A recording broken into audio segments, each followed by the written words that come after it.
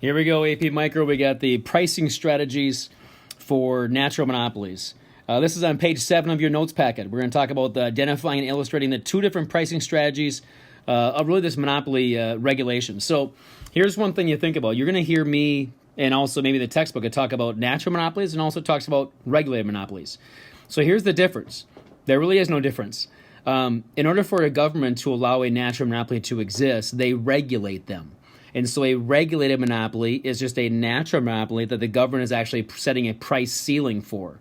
And so that's what we're going to look at as we go ahead here. We're going to talk about the different pricing strategies. We're going to compare and contrast them, talk about if it's good for society, if it's not good for society.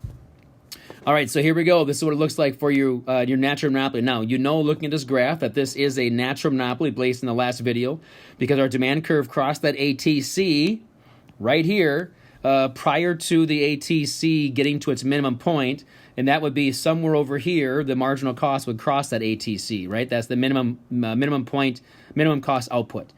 And so with that demand curve crossing the ATC there, we're looking at a natural monopoly.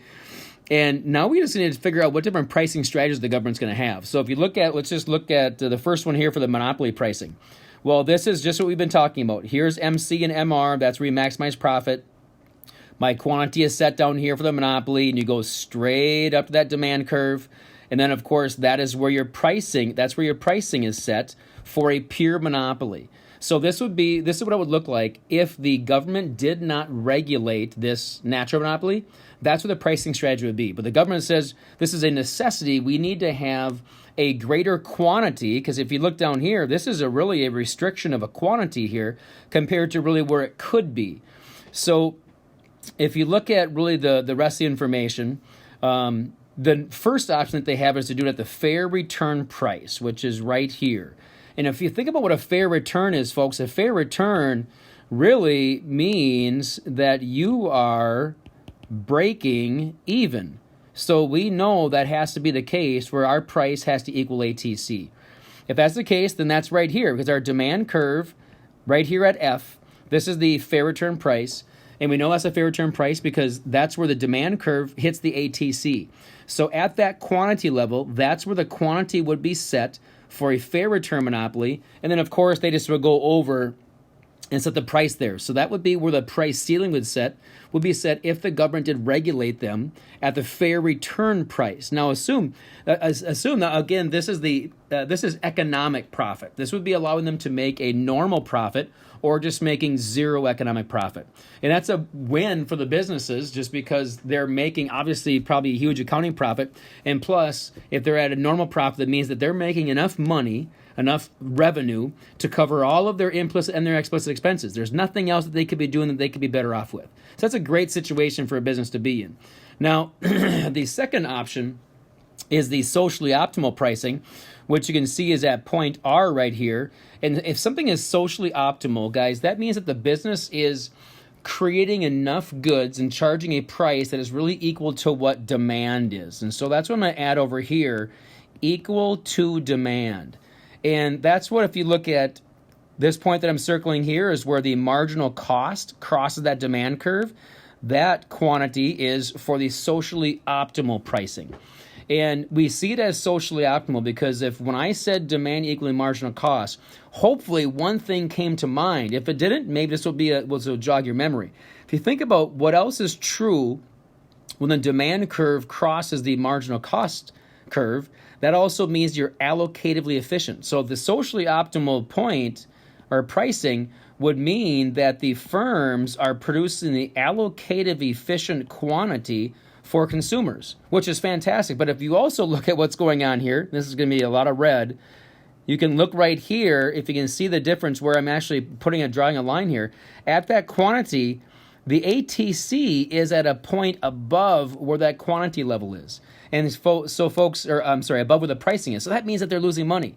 So what the government's doing is they're actually regulating this monopoly, but they're having them earn a negative economic profit. So to offset that, the government, if they charge a socially optimal price, if that's where their price ceiling is, they would provide a subsidy for the businesses. because they would need a subsidy to produce the difference between QR and the QS. They would have to have a subsidy to do that. Otherwise, it wouldn't make sense for the business to be there, because a negative economic profit means that there is something else that you could be doing, that you could be making more money, right? So that's really where the pricing strategy is for the natural monopoly. So what I'd want to do is take a few more minutes and talk about how the big impact is on this. All right, so if we go to the bottom of page 7, you see a big graph like this. I'm just going to take a couple minutes and just throw some extra thoughts on here. If you think about the fair return price and really where that is, what we know about that, to kind of summarize, the fair return price, we know that the price is set on the demand curve, right? We know that socially optimal pricing is also set on the demand curve. But the quantity level is set where the demand equals our ATC. And the social optimal is where the demand equals marginal cost. Profit level, well, this is a normal profit, or they're earning a normal profit. And the social optimal is going to have a negative profit, which also requires a subsidy. Efficiency-wise, this is neither allocative nor is it productive. And if you know, it's not either, because you're not producing where demand equals marginal cost, and you're not producing here at the minimum of the ATC.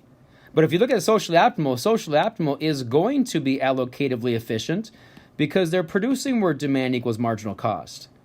Right? Sorry, my handwriting's a little bit sloppy here, folks. But they are also not going to be productively efficient.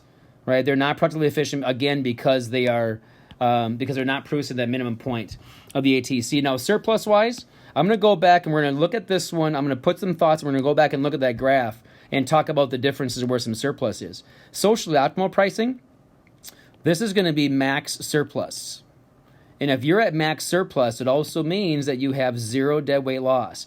We always know we're at maximum surplus, folks, if we're producing the allocative efficient quantity, where demand equals marginal cost. So since the fair return pricing is not there, that means they have a little deadweight loss, right? So they have a little bit of that. Let's go backwards here and look at this graph that we have, and if we can identify this, again, I'm gonna shade in where the deadweight loss is. The deadweight loss for your fair return monopoly is right where I just highlighted. That's the deadweight loss. But if we look at really where that deadweight loss is for the pure monopoly, well, that pure monopoly has this whole thing as a deadweight loss. So you can see, if we do a comparison and contrast, the fair return price is better for society than the monopoly is, but it also is not quite as good as the socially optimal pricing is. So let's go and look at a little bit of welfare economics. So with welfare economics, what welfare economics is talking about really, guys, is this good for society, and how good is it for society? And what you can look at is that the fair return regulated monopoly is really better for society, right? Better for society than a pure monopoly, but not as good as a perfectly competitive. And we can see that as a reason. The reason why we think it's that way is really because they're not producing the allocative efficient quantity. But the challenge that we do have, I think you also can see, is that there is a bit of a higher pricing, of the fair return monopoly than the socially optimal. But our socially optimal regulated monopoly is really lower pricing and higher quantity than your pure monopoly or your fair return regulated monopoly. It's really equal to perfect competition.